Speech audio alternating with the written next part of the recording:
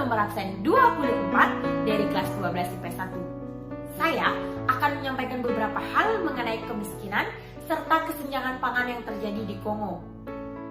Republik Demokratik Kongo atau yang biasa disebut dengan Kongo adalah sebuah negara yang terletak di Afrika Tengah.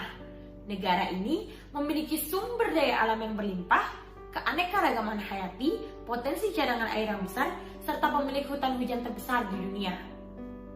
Nah, dilihat dari iklimnya serta hutan hujan yang lebat, menyebabkan Kongo memiliki kesuburan tanah yang baik serta mengandung kekayaan alam yang bernilai mahal.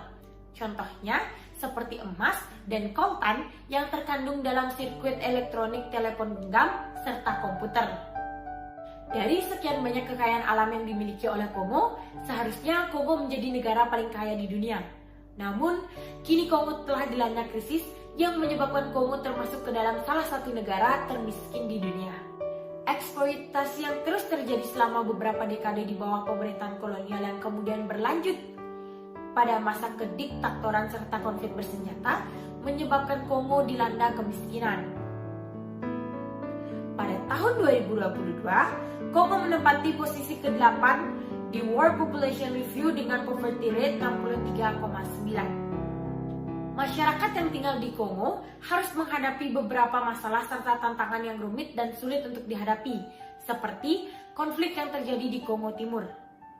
Konflik tersebut menyebabkan munculnya berbagai kelompok bersenjata aktif yang dimana hampir lebih dari 100 kelompok telah melakukan pembantaian, penculikan, pemerkosaan, dan serangan-serangan terhadap warga sipil.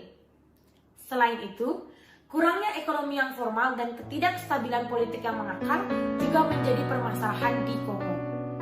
Nah, dengan demikian, Kongo telah berada dalam krisis di waktu yang sangat cukup lama, di mana situasi politik, ekonomi, sosial, serta kemanusiaan yang sangat buruk dan menyebabkan Kongo mengalami krisis-krisis seperti krisis ekonomi dan krisis pangan.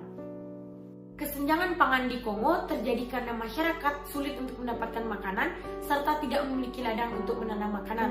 Mereka harus membeli makanan dari para pemilik tanah, sehingga masyarakat di Kongo harus berjuang setiap harinya untuk bisa membeli makanan. Namun, situasi semakin diperburuk oleh COVID-19 yang berkepanjangan, serta penyakit Ebola, kolera, dan campak yang tersebar di mana-mana. Hasil laporan Integrated Food Security Based Classification atau IPC pada tahun 2021, terdapat sekitar 20 juta orang di Kongo mengalami ketidakamanan pangan tingkat tinggi, serta 6,1 juta orang mengalami ketidakamanan pangan akut tingkat kritis. Analisis terbaru menunjukkan sedikit peningkatan dibandingkan pada tahun 2020, yaitu 27,3 juta. Beban kasus dan tingkat keparahannya tetap sangat tinggi. Dari total 179 wilayah yang dianalisis, 5 wilayah telah terklarifikasi dalam darurat. Dalam perkiraan periode dari Januari hingga Juni 2022, 25,9 juta orang atau 25% dari populasi kemungkinan akan berada di ketidakamanan pangan akut tingkat tinggi dan 5,4 juta berada di tingkat kritis.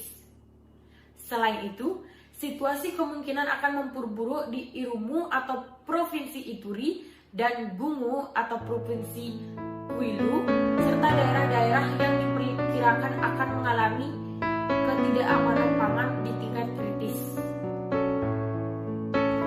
Jadi, menurut pendapat saya, permasalahan kemiskinan serta ketidakamanan pangan yang terjadi di Kongo tidak akan pernah terselesaikan apabila kualitas sumber daya manusianya masih rendah serta permasalahan politik yang terjadi di Kongo belum terselesaikan. Nah, itulah yang dapat saya sampaikan di video ini. Apabila ada kesalahan materi atau informasi yang saya berikan, saya mohon maaf yang sebesar-besarnya. Saya ucapkan terima kasih dan saya tutup dengan Parang Santi. Santi. Tada!